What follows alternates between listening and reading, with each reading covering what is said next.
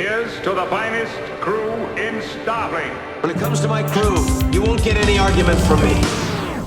This is a parody. Paramount owns the song. Welcome to The Greatest Generation. It's a Star Trek podcast by a couple of guys just a little bit embarrassed about having a Star Trek podcast. I'm Ben Harrison. I'm Adam Pranica. Adam, I was getting myself some lunch today. Oh? Went down to my beloved local Popeyes franchise. Oh, what you're describing is your secret lunchtime rendezvous that you hide. You hide the garbage from your wife after enjoying. I do that. Not because I'd be in trouble per se. I just don't want to get the look. I think all husbands out there understand the look. Yeah. It's because of the look that I have gone for the record. Yeah, you get the look too often, you might end up just getting divorced. Yeah, exactly. So this is a relationship enhancement technique that I go throw the Popeyes garbage away in the outdoor trash where she's never going to see it. Sure, yeah, because she's never taken the trash out to the outdoor trash. That's my job. Mm-hmm. That's my shit. She doesn't know the combination. I was noticing, though, that there's currently a promotion going on at Popeyes, Adam, where it is Popeyes X Hot Ones, and there are a number of menu items that are, I guess, spiced in the way of the chicken wings on the Hot Ones program. Right, you've got your The Bombs and other. Yeah, I didn't write anything down for this. Okay. So I don't remember what they were, but it just got me thinking, because we're no less an internet sensation than Hot Ones. Some would argue a greater internet sensation than Hot Ones. I don't see anybody getting tattoos of Hot Ones. Oh, I think they are. I think we just don't swim in the same social media pool. I'm just saying, when and if the opportunity comes for us to collabo with a quick service restaurant chain, what do you think we do? What's our angle on that? What chain? I mean, McDonald's has like their celebrity meal, and that doesn't even have to have like a special item, right? It's just like this guy gets his burger this way with French fries and a Dr. Pepper or whatever. I don't know what any of the meals are, but you follow? You're asking me, were we to have a fast food collaboration, with which fast food purveyor would we collaborate? Yeah. And how do you see it going? Like, what would we make? What would it be? I know how this is going to come off. This is going to come off as I don't even own a TV guy. But I don't really eat fast food except for the rare road trip occasion. Mm-hmm. And even those are exceedingly rare. I think Taco Bell is maybe my favorite fast food. Okay. But even that, I'm only having very rarely. Yeah.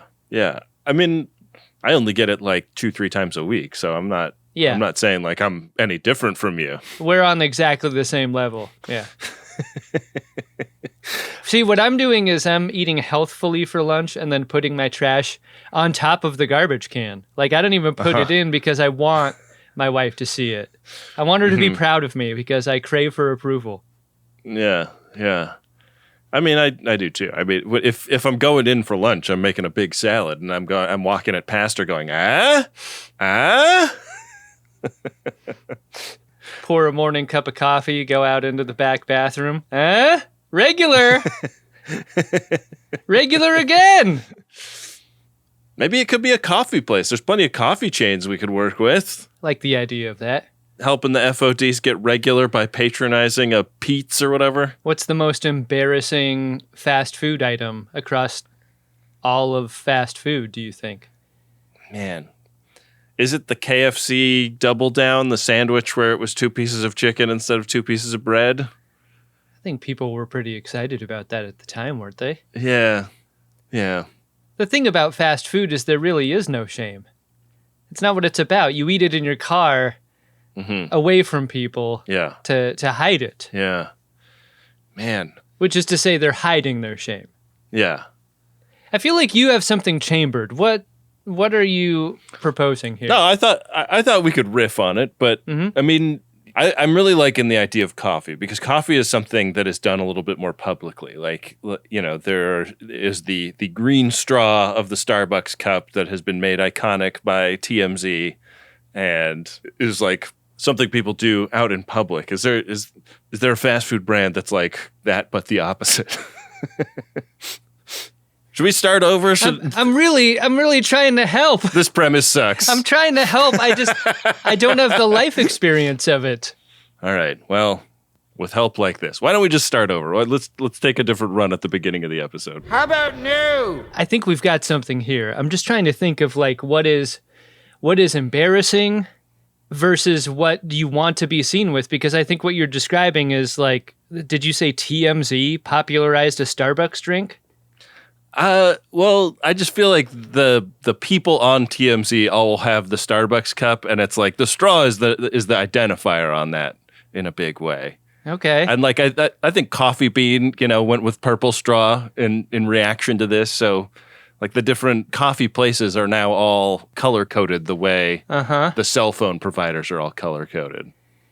Yeah, I mean, in parts of the South, you could get yourself an alcoholic beverage through a drive-through window. Do those have color-coded straws? I feel like that would be more our speed. This is interesting. Is Purple Zebra a big enough chain to do Greatest Gen X Purple Zebra? I really feel like the meetings at Purple Zebra HQ are going badly. Yeah. Far worse than is generally known. I think there's contraction there, Ben. They're probably getting high on their own supply. A little too many people coming to the meetings with a hoof for them to be taking care of business as a business. They don't seem like, as a customer, to be very enthusiastic about their own product. Yeah. Maybe we could change that. Maybe Greatest Gen X Purple Zebra is the thing that starts turning things around for that business.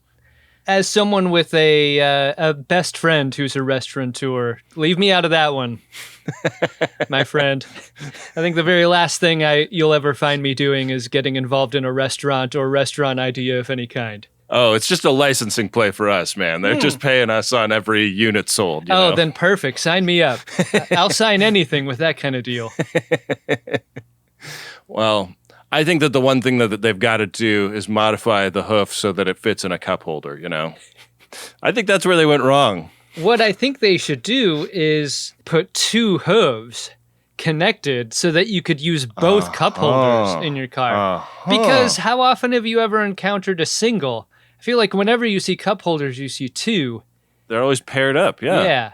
And this way you get the stability. What you don't get is the side-to-side danger of a single cup holder. At least you're locked in there. But if you're hitting the gas or the brakes, watch out. You're still, you got that forward and backward momentum. I guess it depends on if your pair of cup holders are aligned with the axle or aligned with the drivetrain. This is what I'm saying. Yeah.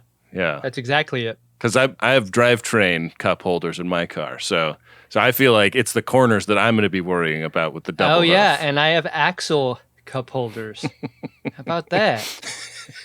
This would never work. Purple Zebra are not thinking about these things, and that is probably a big part of why, they can't hold on to real estate at the Rio. Right. I also could never advocate drinking a hoof drink and driving, Ben. I just think that's dangerous to put out into the world. I think people shouldn't take their drinking and driving advice from Star Trek podcasters. I say, you use your own judgment on that one. Very, very true. Yeah. Freedom. We would never want to infringe upon your freedoms to do whatever the hell you want. Well, look for the Greatest Gen X Purple Zebra collabo coming, just after Star Trek Las Vegas next year. Probably missed the timing on it. Oh, yeah. If there's one regret I have about STLV, and there are Miriam, it's probably how little we drank at the booth. Probably could have made better decisions there. There needs to be a bar in the vendor hall, The thing is, policy was fairly specific about not bringing alcoholic beverages in. Now that we've done it once before, we know no one checks and no one gives a shit. The extent to which no one gives a shit cannot be overstated. The extent to which most people we encountered were having something, I think, was pretty clear starting from day one. Yeah. Well, people give a shit in today's episode, Adam. A rousing, stirring episode about giving a shit about Nazis in America. Something I thought everyone gave a shit about. Do you want to get into it? Heroically put, Ben. Let's get into Enterprise Season 4, Episode 2, Stormfront Part 2. Got free speech and guitars. Opening on some newsreel footage. Showing the Fuhrer visiting New York City, a city that he conquered. Look at him cozying up to Lady Liberty. Pressing the flesh with all of the fine people of New York City's high society. He's seeing all the sights. I feel like if you're Hitler, you gotta see all the places he went to. If you're going there to give a speech, I mean, you gotta do a little bit of light tourism also. I know that they had the image of George Washington, in the Madison Square Garden rally that Hitler was attending in this newsreel. Like, I'm aware of what that actually is, but I don't think Hitler is standing in front of a giant picture of somebody other than Hitler, personally. I mean, maybe due to his many victories in this timeline, he's kind of mellowed a little bit. You think his ego has had the edge taken off of it by just like repeated success? I think this episode is pretty forceful with the idea that many, many things have changed in this timeline, that perhaps being one of them. Maybe so. Yeah, maybe there's a softer, less selfish Hitler. Yeah. He's talking about like the parasitic elements in American society that they're going to get rid of. I thought it was an interesting moment here because I was like, I know why they're dog whistling, because you don't want somebody like flipping through the channels and just seeing something that appears to be like a horrific condemnation of like Jews and immigrants or whatever on your net. This is not a network show, right? It's syndicated to UPN, I guess. Ben, are you suggesting that Hitler may be against Jews and immigrants? What? Well, they don't put those terms in specifically. It's like it's dog whistles, right? And I wondered if that was like because of standards and practices being like we're uncomfortable with like saying that explicitly on the air. Oh, who knows? I think this is a message that is common with quote-unquote strongmen who want to quote-unquote save the economy and the working man. There's always going to be a threat out there. And in this case, financial profiteers is the whistle I think you're referring to. Yeah. So that is our cold open. With the newsreel over, we go to the White House where that field marshal-y guy is pretty stressed out about the coming Allied counterattack on the beachhead that the Nazis have formed on the entire eastern seaboard of the United States. Ben, let's just say, for argument's sake, you're Hitler, okay? I'm going to invite the FODs along with this thought experiment, okay? Okay. Benjamin R. Harrison is Hitler. He and his army have invaded the eastern seaboard of the United States. Now I'm going to ask you. And he's I am visiting New York. Yeah.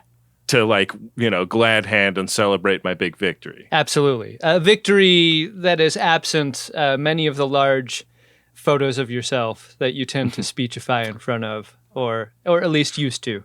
It was a cult of personality for a while, but now everybody just sees that the ideas are good enough that it doesn't need to be about me. I got to ask you, Hitler, Benjamin R. Harrison, you're visiting the United States. I got to believe you're going to eventually see the White House. Why is repairing the damage to the White House not a priority? This thing is kicked. Like, all they did was set up a tank out front in the lawn, but like a whole corner of this thing is fucked. And I got to ask you, Hitler, like, is that the reason you're not visiting the White House? Because it's not ready for you? You know what?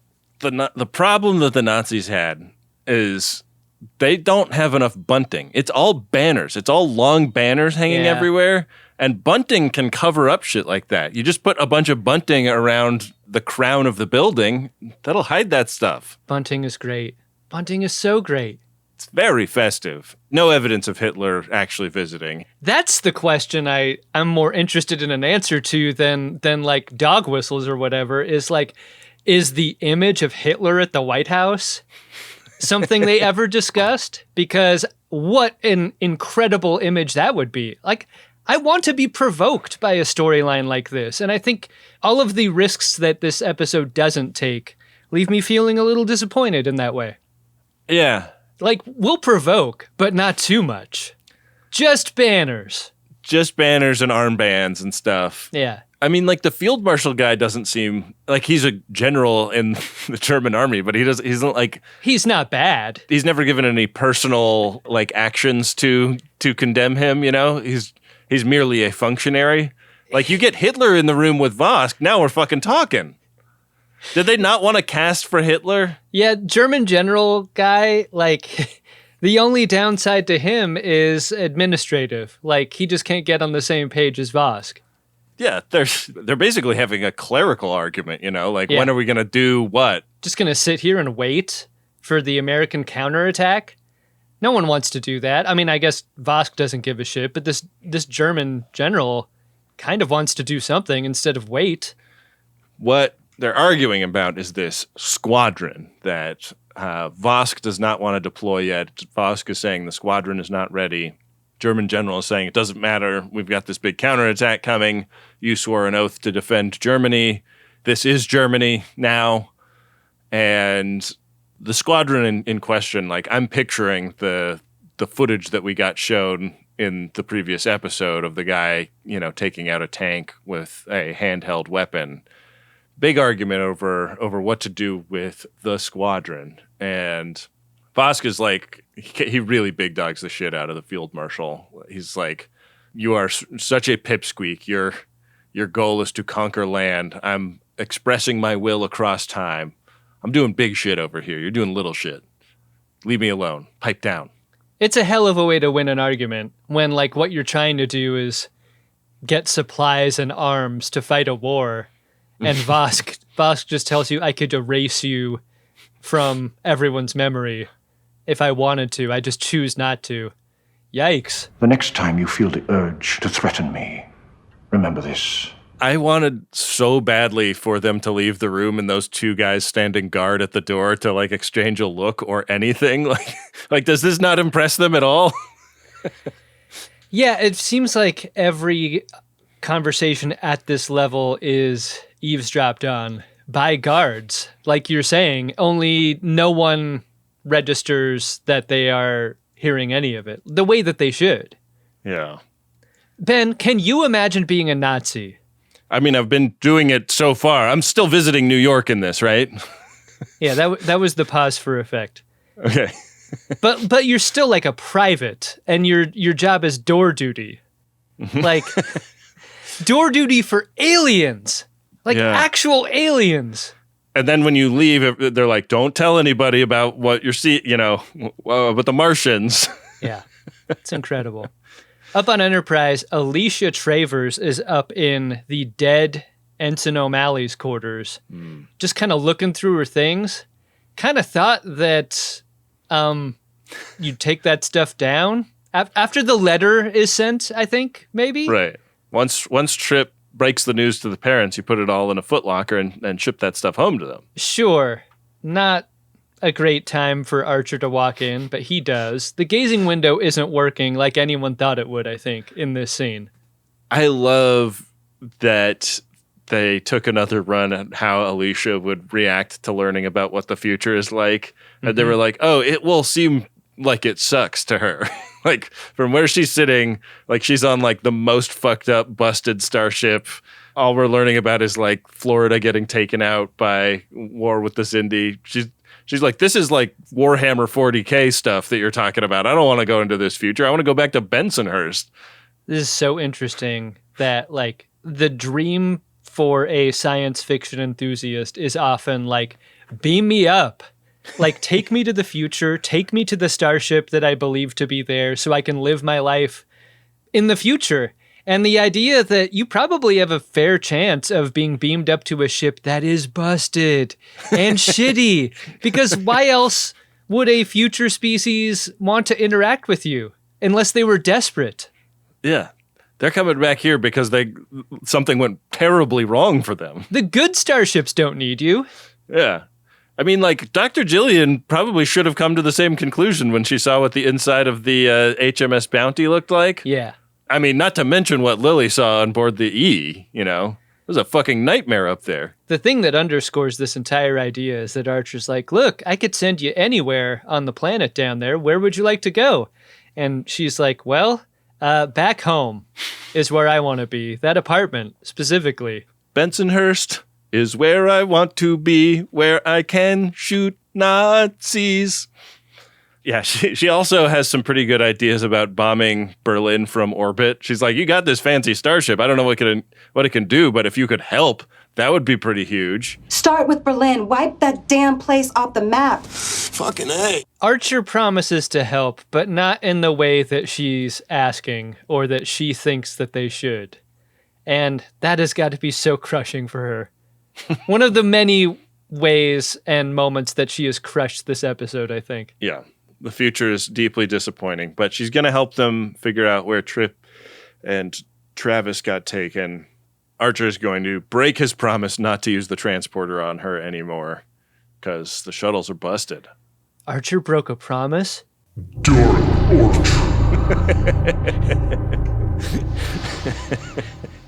You know, as soon as he grows that 5 o'clock shadow, he is going to start lying.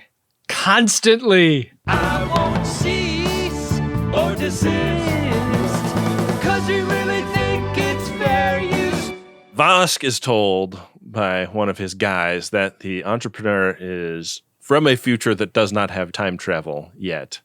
This is very interesting information to him, but he's a little distracted because they're testing their time conduit thing, and it does not work. The test is a bust, and we learn in the scene that they're pretty short on time, or at least Vosk believes that they are, based on how antsy this German general is getting.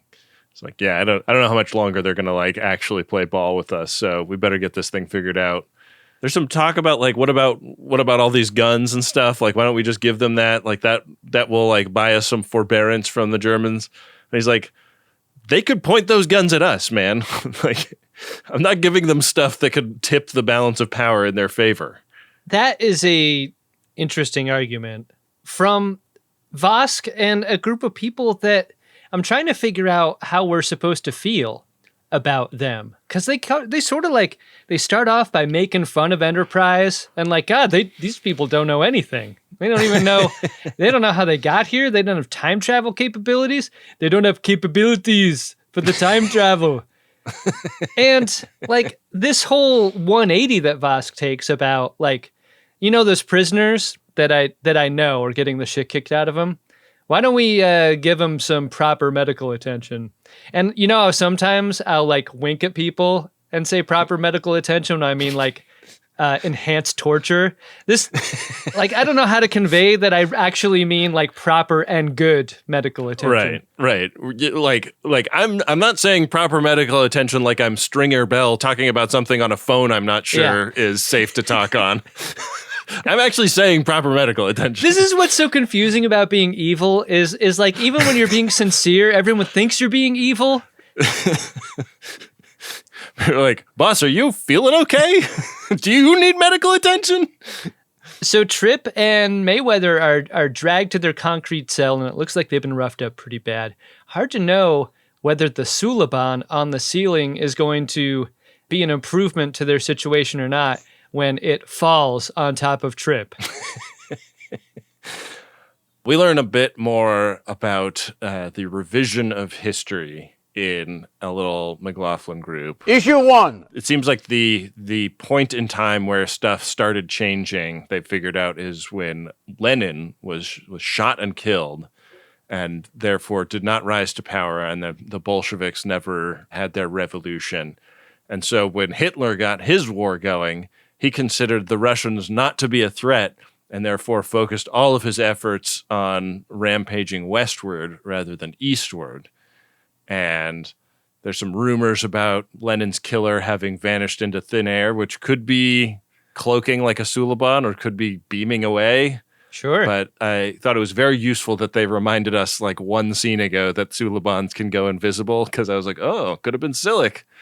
Right. Or somebody that rolls with Silik anyways. And we're learning so much about this alternate history, almost setting up the series of novels that could be then adapted into an Amazon Prime original television series. But we got to go. Reed describes kind of a chill Hitler who's not so vain, the way he might have been in their prime timeline. Captain, he would give a speech in front of a picture of somebody other than him.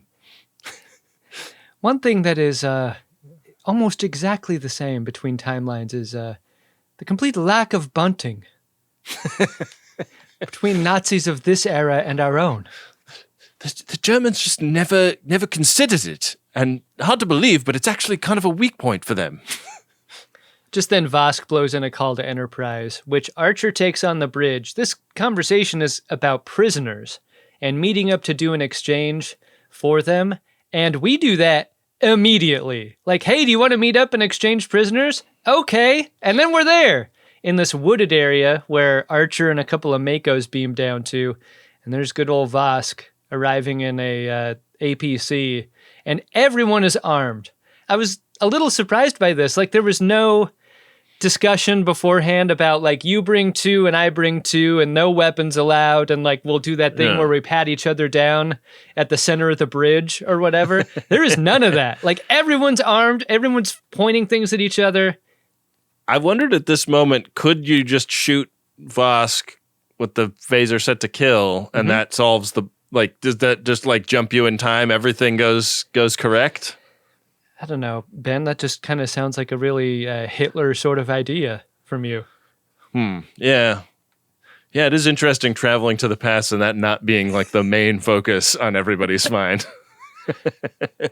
Trip and Mayweather are brought out, and they look very surprised to see Archer, which was a reminder to me that they don't know that Archer's alive.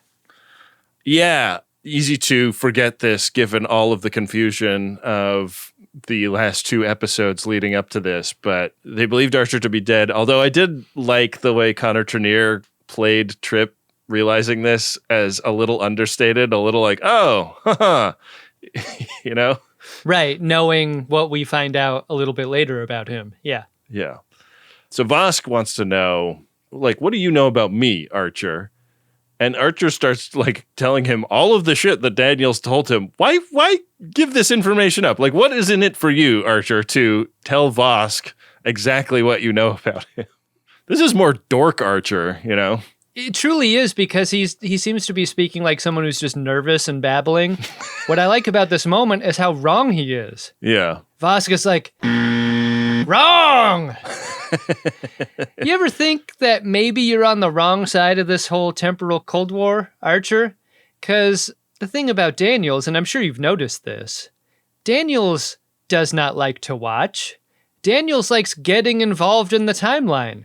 Don't you think that's a little aggressive for someone who purports to be all about the coldness of this temporal war he describes? And is a little bit challenging, and Vosk starts to describe the people that Daniels is aligned with as being the real tyrants because they maintain and manipulate the timeline, but they do things that benefit them specifically. And Vosk feels like there should be like more democratization of time travel technology, and you should be able to get to do what you want and like fix the timeline up the way you think it should be fixed up. He's a real 2A time travel guy. Societies and cultures can be improved through careful manipulation of historical events.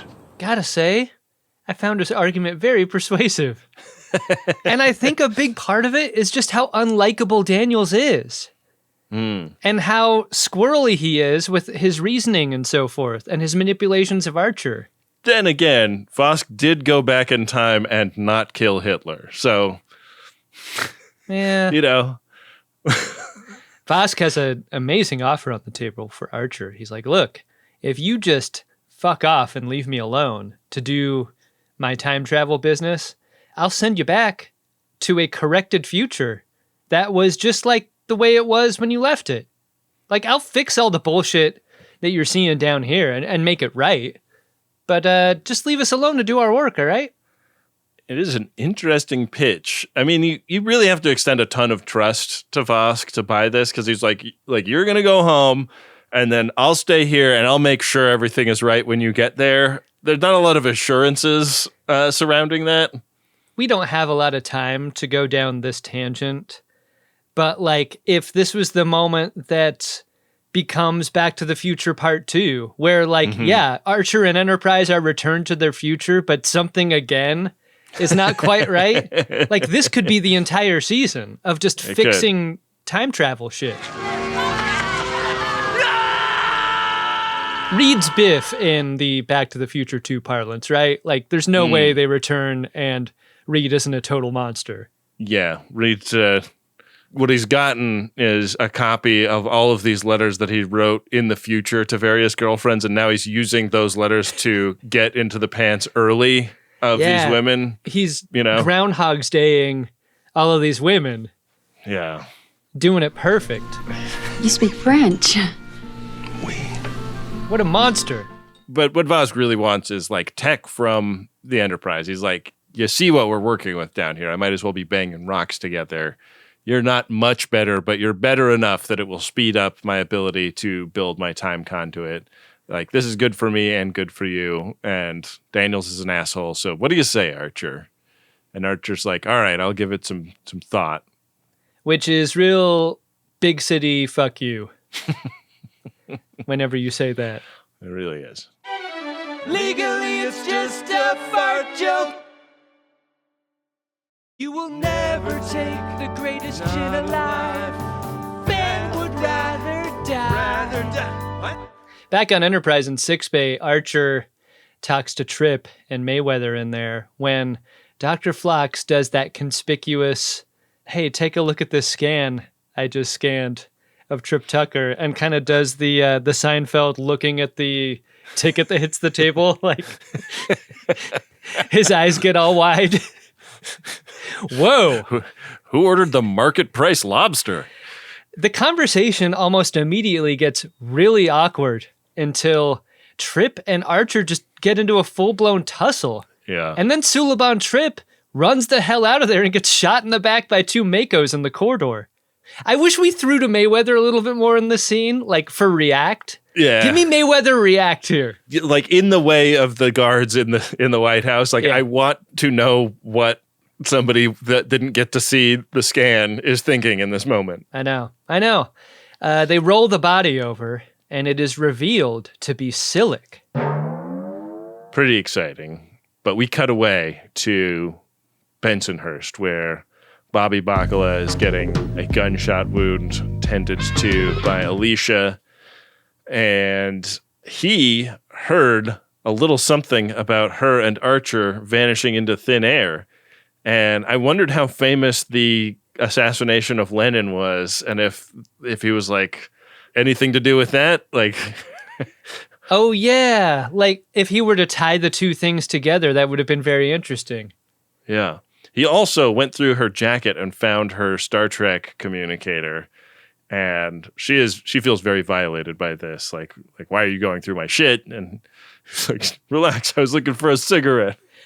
I also found this, and it's like the plastic circle case of birth control. He's like, I thought your husband was out of town. She's like, I take it for hormones. It cleared up my acne. What the fuck is wrong with you? Just more and more shit from her purse he produces. And what about this? And he just like holds up her keys and he's like, do you really need all these keys? And she's like, shut up. There's definitely some that I need to take off. I just haven't gotten around to it. He wants the truth. Unclear at this point whether he's going to get it, though. Archer steps to Silik, who has been taken to the brig, starts questioning him about like, what did you find down there? Because you had this great CD-ROM tucked into your pants pocket. I've been going through your jacket too. That's funny. And it's a schematic of Vosk's facility. Or was it referred to as a complex? Oh, it could have been a Felicity also. Yeah, it could have been a Felicity, yeah. Ben, are you surprised that there is a brig that can hold Silik on the ship? Or do you think Silik wants to be here? Because I personally don't think that any brig on Enterprise could hold him. You're saying it's like Joker getting taken to the major crimes holding cell. It's Precisely. like this is exactly where he wants to be right now. Mm-hmm. Might be. So we know that Silik has a ghost boss who cannot actually travel back in time, but Vosk can. So there's this theory that's proffered here that like the guy you're working for is trying to get the tech that Vosk has. Silik's like, yeah, sometimes I'll go to work and there'll be the shadowy figure there. He looks like he's wearing a wig. And like his uniform doesn't look quite right. They're like a camera crew is following him around too for some sort of documentary. Don't quite get that. He said at the end he's going to give me and my family $10,000. I guess billionaires are good. I love how Silik is so sure Jan to Archer here. Like, yeah, data disk being stolen is a thing that I dislike, but the extent to which I need your ship to accomplish my mission should be evident to you by now. Yeah. But I cannot tell you how little of a shit I give about Trip Tucker. Like, what does he have to do with anything? We have a Felicity to get down to. At some point, Archer opens the door and starts getting physical with Silik. Isn't that a joke too? I love Silik noticing that Archer is Dark Archer now. Yeah. I mean, this close you can see the stubble. Yeah, exactly. I mean, Silik's people don't grow hair, so it must be really alarming to him. Like, what's wrong with your face, man? I wish I knew with the Suliban what was possible to hurt them with. Like, if you held him up against the wall by his neck, does that hurt or not? I don't personally think it does. But then later on, something even more painful happens to him, and I was very surprised by that scene. Yeah. I thought he would be T-1000 a little bit more, you know? I don't trust just two Makos standing at the door could keep him in there when the door swings open. Not at all. I feel like the Makos got really lucky outside Sickbay. Anyways, Trip wakes up and he's hogtied in a closet, but not hogtied that good. Like he's able to unbind his feet pretty quickly. But yeah, he's somewhere in the complex. Do you think he's fully restrained with how he's tied up? I would say he's not.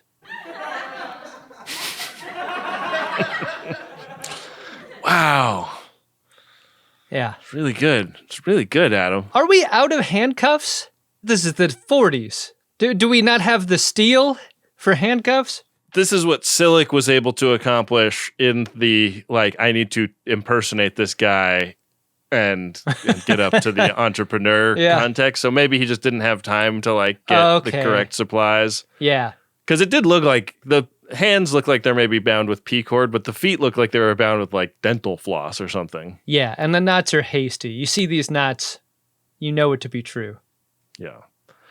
We get another hail from Vosk. Another Archer offering a lot more information to Vosk than he really needs to. But yeah, they've got guns pointed at each other. Like Vosk has a plasma cannon. Archer has phase cannons. Who do you think shoots first in a Vosk and Archer are having a little disagreement about whether Archer is going to help situation? I mean, it's a fun question. It seems like mutually assured destruction. These two armaments seem fairly even, don't they? It seems like they would be. I mean, I guess the Earth-based ones are under a shield, so yeah. There's that. Vosk is able to hurt the entrepreneur, and they fire back a couple of times, but those shields protect Vosk. So I guess my point was Archer in dialogue is like stating a real mutually assured destruction concept that does not exist here. I think he's expecting a fairer fight than it ends up becoming. Yeah, good point. Well, with the ship damaged, Archer's like, fuck, we got to figure out about those shields. T'Pol, here's that data disk. You figure out how to knock out the shields. He goes to talk to Silik, and Silik's like, yeah, I'll help you bust into there. You know, I prefer to work solo because of my genetic advantages that enabled me to slip in there undetected. And Archer's like, no deal. And then T'Pol like wheels around the corner and she's like, all right, I figured out how to disable their shields. It's a real sending Vulcans on the away mission, you know? We have completed the mission. You may return us to Enterprise. It's really fun. And it is almost as fun to see a Suliban in street clothes as it is seeing Vulcans in street clothes. Yeah, it's good stuff. The plan is we're going to go down there, we're going to sneak in, we're going to get the shields down. Once we do that, give us 10 minutes to get away so that we aren't killed in the bombardment, and then nuke the entire site from orbit. It's the only way to be sure. In Vosk's base, he's told by the Nazi general that American resistance forces are headed for Washington, D.C., and also that Hitler is ordering Vosk's squadron of fighter planes to be transferred to his command. And there's some pushback here because these planes are going to require some special training. You just can't shove a Luftwaffe pilot into these things and expect them to know what to do. The training doesn't matter at all to the general. Yeah, he's like, get her done. Vosk is very, very frustrated here and declares to his inferiors that it's going to be tonight that they're going to have to leave. Like, even though they haven't seen a good test of the time conduit yet, like, it's do or die time. It really feels like Dad's being mean to me and I'm going to run away. Like that kind of vibe. Fucking hate that guy. That Nazi general is always such a dick to me. Even though the conduit doesn't work, he's told to his face, that thing has never worked. It's never worked for more than a fraction of a second. Vosk is like, fuck it, man. We're going tonight. Manifest Destiny has been such an inspiration to Vosk. Yeah. If we change the words, then it's fair use all day long. In his little mop closet, Trip shimmies himself up a sewer pipe and busts a light bulb so that he can get a little piece of glass to cut the bonds on his hands. And we see Archer and Silik walking around. Silik has de-aliened himself. He now looks human. Which has got to be, if you're the actor who plays Silik, your favorite day on set. What a relief. Oh, man. It's got to be so nice. I checked to make sure that they didn't just cast someone else as human Silik, because wouldn't that have been the greatest insult? It's like, oh, man, so like on day 3, like I'm reading the script and it seems like I'm on the street with Archer and I look human. Like that's my day, right? No, we got another guy for that. You know, somebody whose face we like. You have a face for Suliban, and that's where we need you.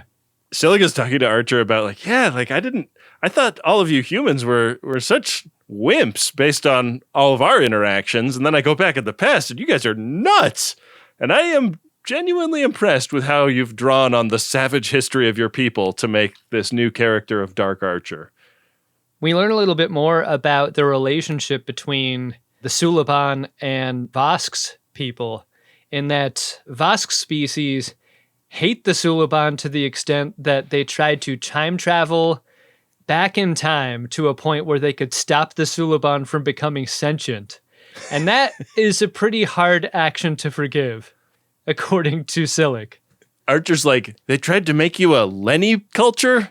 And Silik is like, yeah, but Daniels and those guys stopped them. And Archer's like, well, why are you fighting Daniels then? What gives? Yeah. Yeah, it's weird. I almost would prefer no backstory to this backstory. It kind of feels like maybe they got a little bit of the Lennying done, you know? Fair. Yeah. Silik and Archer make their way to a burn barrel with some doo-woppers. They ask about Alicia Travers. Hey, you know Alicia Travers? There she is. She just pops up from behind a corner, along with Bobby Bacala. Very fun. They're like, well, glad you're back. And Archer is here to rope them into an attack on the complex. We learn on the bridge that the Allied attack has begun, and the fighting is not close to New York City, so we're not worried about this swamping or overwhelming the efforts of our away team. And we also learn that the repairs to the ship are going slow, and that the targeting array is one of the things that's messed up. So their job of blowing up the site from orbit is going to be made very difficult by the no targeting array situation. And what do you know? Their chief engineer is one of the unaccounted for members of the away team. Reed is like, now, as long as you don't expect too much from me in terms of being able to hit the target, I want to reiterate that I want to keep your expectations low. And everyone is like, yeah, Reed, sure. Yeah, we'll do our best. You said that the target is very big? Oh, thank fuck. On the streets of Brooklyn, Silik is about as frustrated by how slow the plot is moving as anyone and wants to ditch Bobby Bacala and Alicia Travers right there. But Bobby and Alicia are not on the same page, and she's going to go ahead and help them no matter what Bobby wants to do or say about it. So we cut to Vosk and his guys. Vosk is sort of a villain monologue / captain speech for his creepy friends. The mastery of time has allowed us to perfect ourselves, to reach our full potential as a people. I mean, this is good. You gotta do that. Like, if you're about to flip on the switch to the suicide booth, what is eventually going to be a suicide booth, you want to make sure the troops are ready to run into it. You do. Right? There can be no doubt. And that's what this halftime speech is for. Yeah. Trip has gotten into the room. He's hiding in the shadows listening to this. And it made me wonder, like, my brothers were going home speech. Did he say that in German? Or in English, or in his own, like, does Trip understand what is being said in this room? Was a question on my mind. How great would a Hunt for Red October translation sequence have worked here? It would have been great. That would have been cool. Bobby Bacala has been talked into this, so the Mafia stage an attack on the entrance of the time travel device complex. And meanwhile, Archer and Silik are going to go sneak in a back way where Silik is going to like GUI himself through an air vent and then like open the door from the inside. And there's a funny little pregnant moment where we're like, I hope he does actually come back and open this thing up for Archer. And he does. Good old Silik. You can always count on him. What is that fucking vent doing right next to the door like it's a mail slot? No one has ever installed a vent next to a door in the way that this one is. Have you ever seen this before in your entire life? It looks like a really, really big version of the vent that my dryer puts the hot air out of in the side of my house. That's it exactly. I didn't get the sense that they were doing a ton of laundry at this facility. No. Unlike the facility in the GoldenEye game, where that's almost all that happens there. And also, unlike Felicity, who does a bunch of it when she goes off to college. Inside the base, they are aware of this breach, but Vosk is like, pay it no mind. That's Nazi work. Vosk work is operating this time travel phone booth. Speaking of calling it Vosk work, like I was persistently annoyed that we never got a name for this type of alien in watching this episode. I was like, what, can we name them? Like, I want to know what they are. Yeah, they have a name on like Memory Alpha, but it's never said in episode. That's why I choose not to say it. Yeah, I didn't look it up. So they're activating the conduit. In another part of the building, Archer and Silik managed to get the shields down. They're doing a lot of firefighting. Enterprise enters the atmosphere of the planet to go on its bombing run. But Archer and Silik are under a lot of fire. And Silik is like, could I please arm myself? Like, do I just have to cower behind the 55-gallon drums with you while you do all of the shooting? Like, I do have some game here. Like, I could be an asset in this battle. This was the moment where I started to question the imperviousness of the Suliban to all sorts of things. Like, is it just an energy weapon that could take him down, or could anything else do it? Because, like, there's a really brave moment where Silik climbs up a bunch of shit and then like gets the jump on some people with guns and like does clobbering moves. And I'm like, oh yeah, he's fine. He's got a gun now, but like it's not like bang, bang to the back. Like Silik's down and he's dead. Like almost as these thoughts are occurring to me, I'm like, oh shit, really? Yeah. I was really surprised that he bled red. So did I. Yeah. It doesn't look like he would bleed red. Do you think after all the things that Silik did, he might have gotten some Red Dead redemption? I don't know. I mean, all I feel like I can say is RSVP Silik. Yeah. Archer goes to like move his eyelids down and his hand just goes into his face. Oh! He closes those two eyelids and two more eyes open up. And he's like back and forth like, no, I can't close all four at the same time. Oh, now it's all over me. He like wipes his hand on his... And now Silik eyes are all over the front of his uniform. Like, oh, come on. Oh! And I've got faith of the fart. Legally, it's just a fart joke.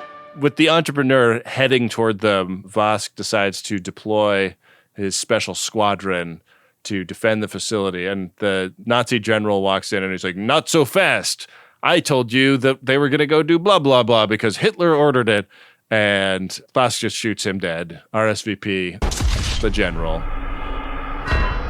I mean, Vosk probably wondering why Hitler's being so unreasonable here about the fighter plan. Seems like kind of a departure from the chill Hitler chill on vacation Hitler that was depicted earlier on in the episode. Why is he acting like he's in the bunker already? This is nuts. I know. Vosk is in charge now, Ben. Archer tries to radio the Enterprise, but they don't pick up. Silik, I guess, is still like breathing a couple of his last breaths, and he's like, oh yeah, they won't be able to because of the ionization in the atmosphere. Were you hoping for something more substantial as far as words to say with your dying breath? I was like, really? All he's gonna say is like, yeah, your walkie-talkie's not gonna work if they're in the atmosphere. Not any sort of like, Dark Archer's my favorite Archer. Yeah. You son of a bitch. But I suppose I can settle for this. I mean, there was the like, you were a worthy adversary, but like, I wanted Archer to be like, who's the shadowy man in the column of light? Like, yeah. Yep. Like, I've been coughing up information left and right this episode. Why don't you cough some now? Yeah. I was hoping for that myself. So Archer starts walking away from this corpse and bumps into Trip in the hallway, and Trip believes him to be Silik. I loved this moment too. Because Trip doesn't know Archer's alive. He still doesn't know. Yeah, it's great. I love this moment. But they got a happy reunion once Trip gets to see the dead body of Silik lying there with a bunch of Nazis. Up on the bridge, Reed realizes he's going to have to take out the facility the old-fashioned way. Just as long as everyone gives me half a dozen shots. Just, Mayweather, if you could just circle around the area several times so I can orient myself toward the target. I wanted to take out the Felicity the old-fashioned way, you know, dinner in a movie. She turned me down. And this was post-haircut. Can you believe it? How great are the shots of Enterprise descending through the atmosphere? It's so pretty. Beginning with its descent, I thought they really did these effect shots right. They really did. So the mob starts to fall back because they're told by Archer that this whole site is going to be going sky high. Archer's like, look, I'm not sure there is a safe distance away from here. We've got Reed up here trying to hit a target. And I mean, Reed normally not very good at that. So we'll be shooting in the dark. Go as fast as far as you can. Archer promises to unfuck the timeline to Alicia and says his goodbyes. I love this moment as they depart because Alicia's like, look, Archer, you gotta fix racism when you're fixing the timeline. Like, you gotta make sure that goes away. You gotta make sure that there's justice for black people like me. And there's a big pause. And then she's like, no, I can't ask you for that. I'm just going to ask you to stick me back into my apartment with my husband. I'm like, what? Alicia, ask for more. Please. Yeah.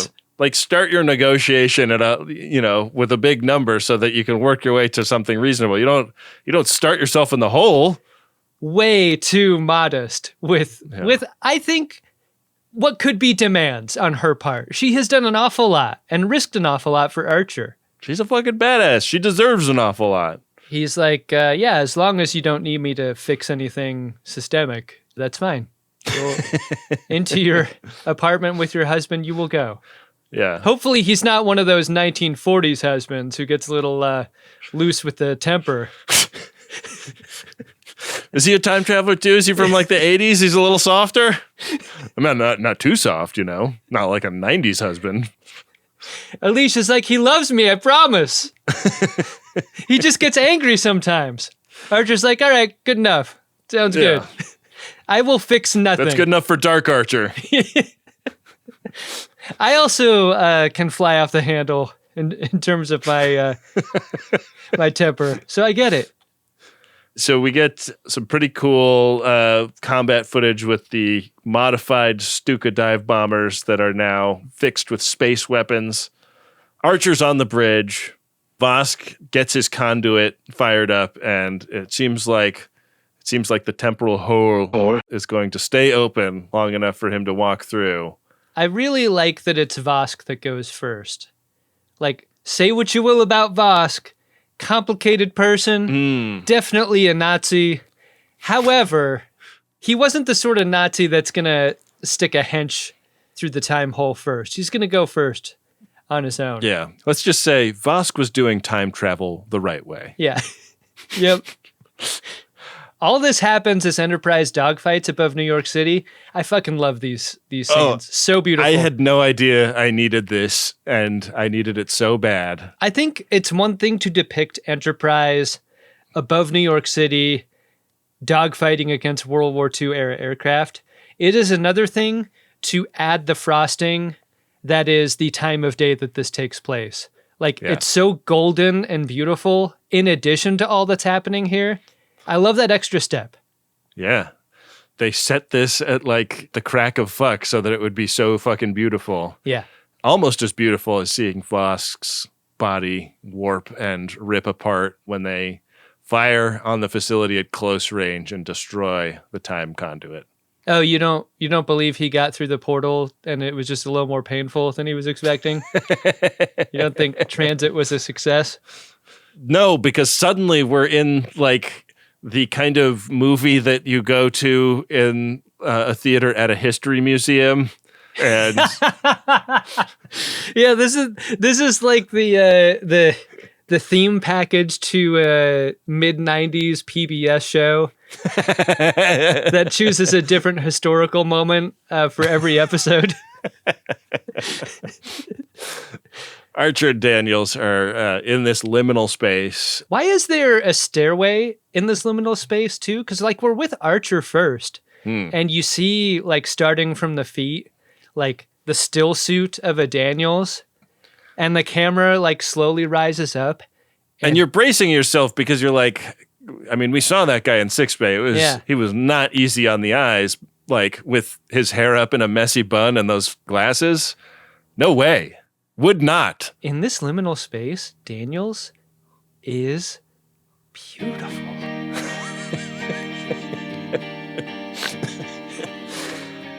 He does a bunch of exposition about how everything worked out good. And Archer's like, okay, good. Well, I would like to be left the fuck alone. Like, I was really sold Star Trek Enterprise as like a prequel series and not a fucking crazy time travel series. Can we have a prequel series, please? I was absolutely feeling the energy of that, Ben. That the things that Archer was saying were things that Dark Archer felt, but also things that like we, the viewers, are feeling. Like, done with Daniels. Done forever. Sick of you. Don't care anymore.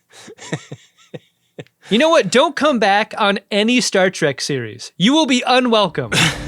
My real name is a bit of a red directive in and of itself.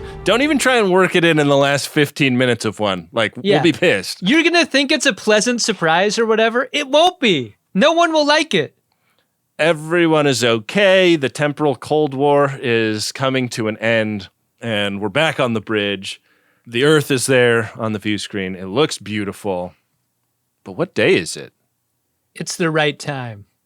It's the right time, and I guess they know it because of the armada of human and Vulcan ships that approach, that are not weapons hot. Nice little ship parade welcome home for the entrepreneur. They have got to be horrified at the condition of Enterprise. We don't get the react in this moment, but I wonder if we will in the next episode, Ben. Yeah, I'm curious to get there, but before we do, I've got to ask, did you like this episode? I can't pay. Cook for late. Got no cake. Tempting fate. It's fun to get some laughs out of the episode, but I really thought it was thin. And I think the reason why you started to articulate at the beginning of the episode was like just how shallow it became when it had to deal with anything having to do with Nazis or race or whatever. Like, I would have complained if it proselytized too much in a Star Trek way, so I know I can't like have it both ways. But like, have Vosk shoot Hitler out of desperation. Like, have something crazy happen. It just didn't feel crazy enough to me in a weird way. And like, if you have the benefit of fucking with the timeline and having there be no consequences by the time Enterprise is sent back into their proper future, get messy. Get way more messy than this. Way more messy than lasers on Stukas. You know? Like, I wanted it to be grosser. I wanted it to be bigger. I wanted something like more explosive at the end. Yeah. But I guess we got that with the destruction of the Xindi weapon. I guess we're going for a different kind of victory here. A more cerebral victory. I don't know. Like, I think that, you know, like at the beginning of Inglourious Basterds, there's that scene where Christoph Waltz is in the farmhouse and it's just like one of the most tense scenes. And it's because he is a true believer and he's like articulating what his horrific ideology is, you know? Like, if you're going to go ahead and set your show in a past where the Nazis are rampaging around, like, you don't need to like pull your punches. They're fucking Nazis, you know? Punch the Nazis. And I didn't feel like this delivered enough of that, you know? Yeah, I just wanted it to be weirder than it was. And it's too bad because I think it represents, I mean, they clearly had a great big budget for this. A lot of big sets, a lot of locations. Big effects shots. Scrape a little bit off of the plate and onto a practical Hitler actor. Or, I don't know, a submarine shooting laser weapons. That's fucking cool. I don't know. I think there are all sorts of ideas that could have worked here. I wonder to what extent this represents a return to Star Trek form. Like, a book feels like it has closed here on a very long storyline that I wonder will bring on, you know, more episodic Star Trek from here until the end. Makes me wonder. We shall see. We shall also see what is in the Priority One inbox, Adam. You want to head over there with me? Oh, Ben, you know what's in there? Hitler. Oh. Priority 1 message from Starfleet coming in on secured channel. Need a supplemental income. Supplemental income? Supplemental. Supplemental. Yeah, it's extra. The interest alone could be enough to buy this ship. Adam, this is a promotional Priority One message. It's like this. Deep in the Pacific Northwest, some tragedies never stay buried. Dark Northwest is an audio drama blending horror and history inspired by chilling mysteries from the region. With a full cast, cinematic soundscapes, and an original score, this podcast immerses you into the world of the supernatural. Season 1's story explores a recent tragedy at the old Cascade Tunnel. Don't miss this chilling mix of haunting history, disaster horror, tragedy, and just enough humor to keep you breathing. Wow. So you can find Dark Northwest on every major podcast platform at darknw.com or at Dark NW Podcast on social media. You kids better stay out of the forest. That back there is the old Cascade Tunnel. Cascade Tunnel sounds like a place that Rambo would hide out, right? I love the name of this because it feels very in keeping with a vibe that the Northwest has, which is like stuff happens out there in the woods. And I feel like we know about very little of it. This is an interesting concept to me. Yeah. Very exciting. Looks like a lot of talented people worked on this. So yeah. Go give it a listen. Yeah. I'm sure if that sounded intriguing, you'll really enjoy it. darknw.com or darknw podcast on social media is where you can find out more. Ben, we got a second priority one message here. It is from Dan. It's to you and me. Here's that message. I started listening 9 months ago and have really enjoyed your first 6 years. I especially appreciate your love for the orchestra. 2025 has been a tough one between my corporate IT job and parenting, but your humor has helped me through. Also, hearing your pandemic stories is helping me make sense of my own. Whoa. Timpanist by night, Oakland. All right. Thank you, Dan. What a great job in the symphony. My eye is always drawn to the timpani in any orchestra.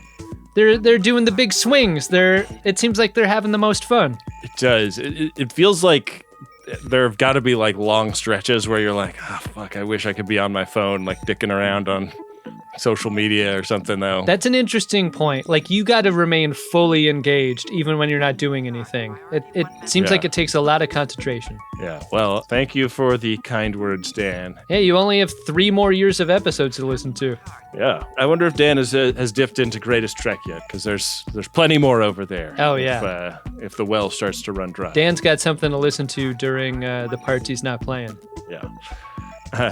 Yeah, just one earbud though, right? kind of split your focus there. Yeah. All right. Well, if you'd like to get a priority one message on the show, you can do it. Go to maximumfun.org/jumbotron and book yours today. Hey Ben. What's that, Adam? Did you find yourself a drunk schmoda? Incredible. Drunk schmoda. Yeah, I got to give it to those White House Nazi guards. I mean, there were many people on screen that confused me. Like, some of Vosk's people are walking around wearing Nazi armbands and some are not. And I was like, I wonder what they're like. Are they like, I'll participate in the war effort, but I'm not a party member, even though I'm an alien. See, I think that's a chill Hitler policy. He's like, look, we're relaxing the rules on the uniforms a little bit. You can opt in or not. But the people that perplex and delight me most of all are the guys that are like, yeah, I got a pretty cush job guarding the field marshal who's been installed as the governor general of North America and is operating out of the White House. And occasionally I do, provide body coverage for him when he's having meetings with the extraterrestrials that are giving us the super weapons that we're using to prosecute this war. And yes, occasionally they do threaten his life, but I don't say anything about it.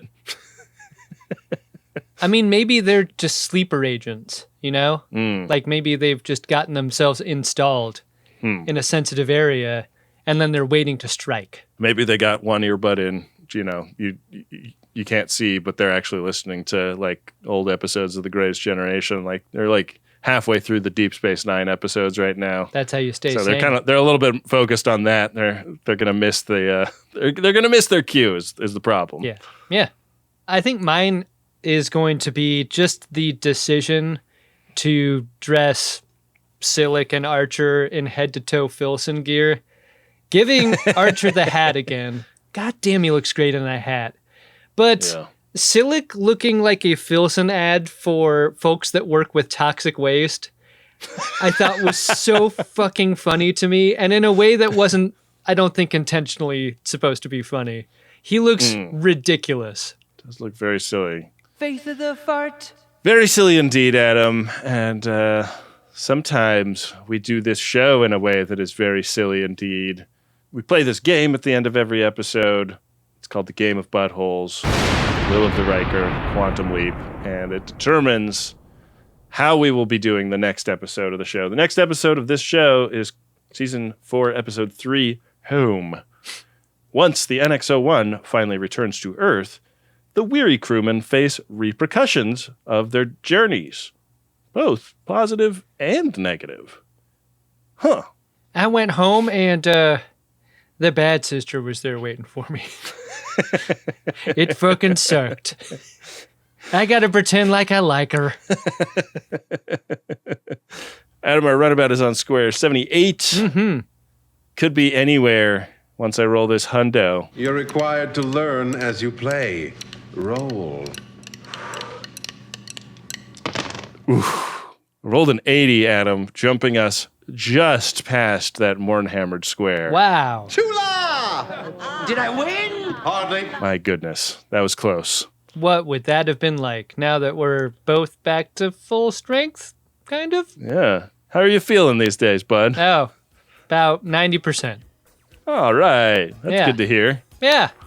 Well, regular old episode for your boy next week. Yeah, that'll be nice. You know what else is nice, Adam? It's the generosity of the Friends of DeSoto who go to MaximumFun.org/join and support this program. Got to thank Wendy Pretty, our producer and editor, who polishes this up and puts it out on time and under budget every week. Really appreciate her efforts. Appreciate Rob Adler, our social media director and the editor-in-chief of the Greatest Newsletter. Please sign up for the newsletter, greatesttrek.com, for links to all of our various things that we got going on. What a great team we've got. We really do. We got our temporal Cold War time consigliere, Bill Tilley. I guess if the temporal Cold War is over and the Xindi War is over, does he just go back to being like our regular consigliere? I hope so. I do too. He's the card daddy. He's making the trading cards that you can see on the @GreatestTrek social media feeds. Worth following him just for that, if not for all of the other great things that go up on those. Head to podshop.biz, get yourself some merch, support the show, look great doing it. We've been adding a bunch of new stuff lately, and I'm really proud of all of it. I think you're going to like it. Yeah, some of the new items have Benjamin R. Harrison original artwork on them, and I think that is really impressive stuff. It's really great. Get over there and check it out. Been having a little fun doing some drawing when I have those precious moments of downtime. So, yeah, go check it out. Podshop.biz.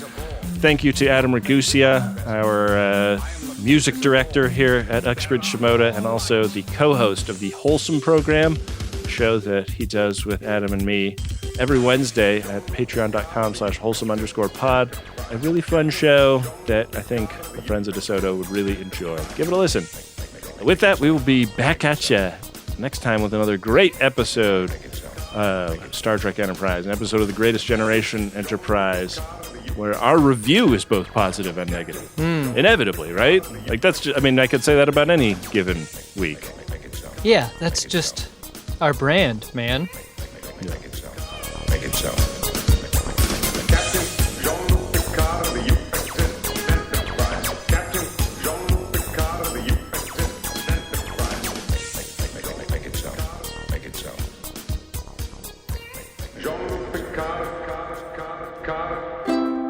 Maximum Fun, a worker-owned network of artist-owned shows, supported directly by you.